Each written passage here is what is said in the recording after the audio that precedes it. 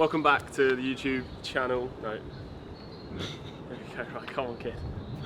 It is the last week of the month of May. It's been a nuts one. We've had new starters, record months, clients are absolutely flying. We've been very, very blessed. This episode we're going to go through a bit more of my journey, a bit more of what we're doing, and we've got something very secret and quite explosive coming in this episode, so keep watching.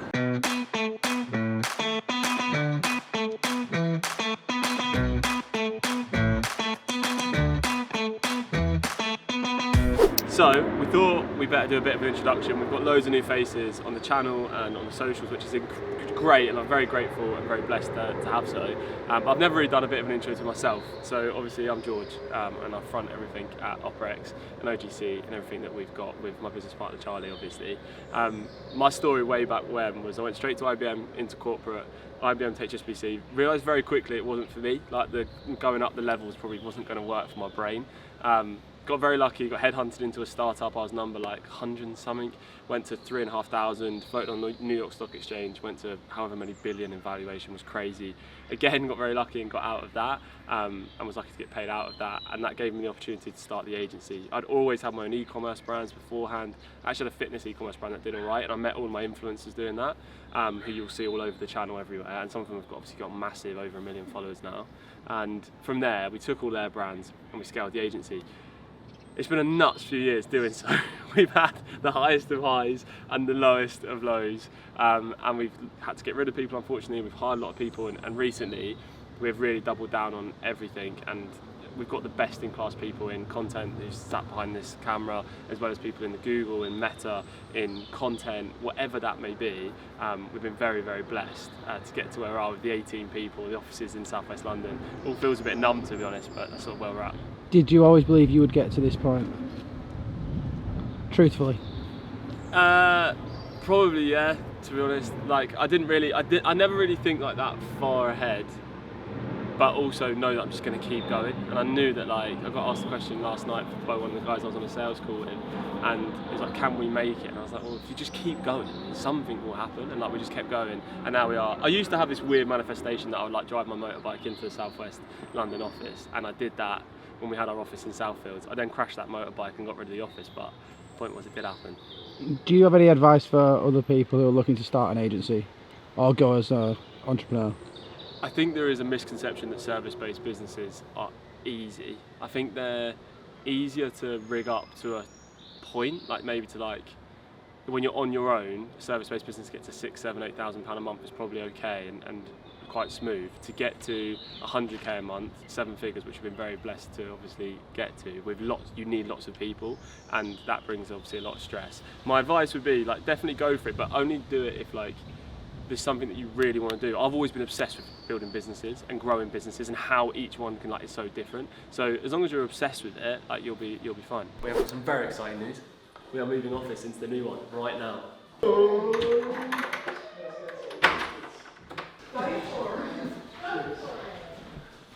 It's massive.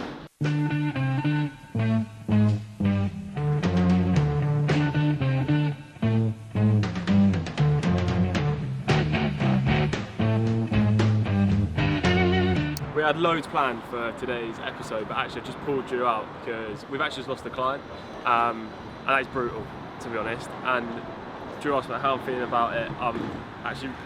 I'm really sad, I'm upset, and like, not about the money, to be honest, more about like, we did try everything for them, and there's just bits that didn't connect for whatever reason, and they've got internal things that are going on with them, and it is really hard. We set up this whole thing to combat the marketing world as it is, and when they then say like, oh, we weren't trying as hard or whatever, that's just, you know, that would never be the case. We give everything 100% all of the time, and with agency, I think sometimes people forget that we're also running this business with all these people and everything, and it matters like deeply to me, like really, really does. Like, we don't just say that, it really does, and we're obviously at the size where I still see everything and are involved in everything, so it is hard. But I just wanted to actually show like the reality as well of like, we have all these amazing parts where we're moving offices and it's fast and we're making sales and new people, and there's just always love and greatness, but also there's some tough times, and this is like a daily, minute by minute basis.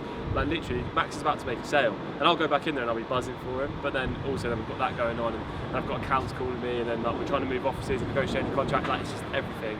It's just chaos. Just wanted to sort of like get a bit of an insight into obviously all the highs, but also the lows as well. Today we have Simon in, one of our service clients, to film some content. We've scripted up all the ads. We are ready to go, and now we're going to film, and we are hoping the rain stays away.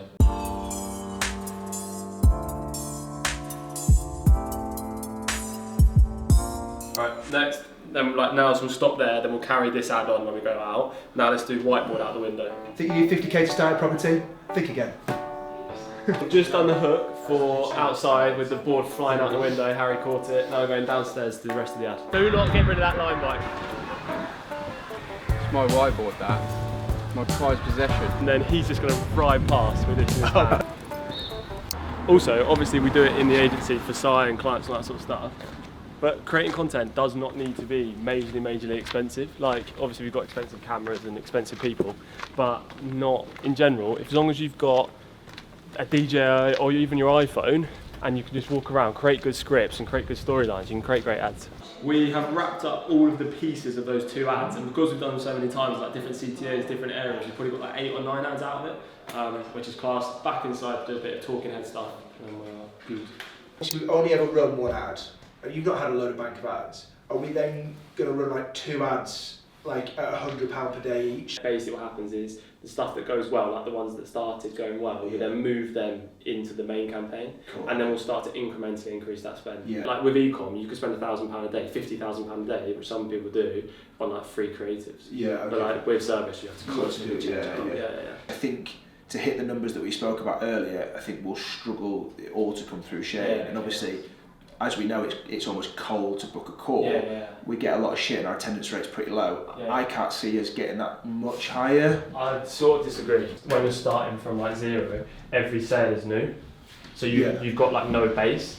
When you move like 3 months down the line, all of a sudden you've got like this base of people. So you're like, if you're seeing our ads still now, all of it, because we've been going like 3 years running these ads, everyone's seen us so many times. By the time my attendance rate started horrendously, and now it's like, it's up to like 66, like whatever %, because actually it's not the first or second touch point, it's like number 7. With some of that organic stuff that we've done today, that will go into what's called an awareness campaign, where basically there's no real big CTA, it's just that you end up in front of their faces twice a day. So what I'm seeing a lot on sales calls at the moment, people are coming on and saying, oh, I've seen you every day since I clicked on your ad. And that's because the awareness campaign is spending like £1 a day, but it's just touch base with that person constantly. Right, so we've been shooting content today for Simon. Came through 2 months ago?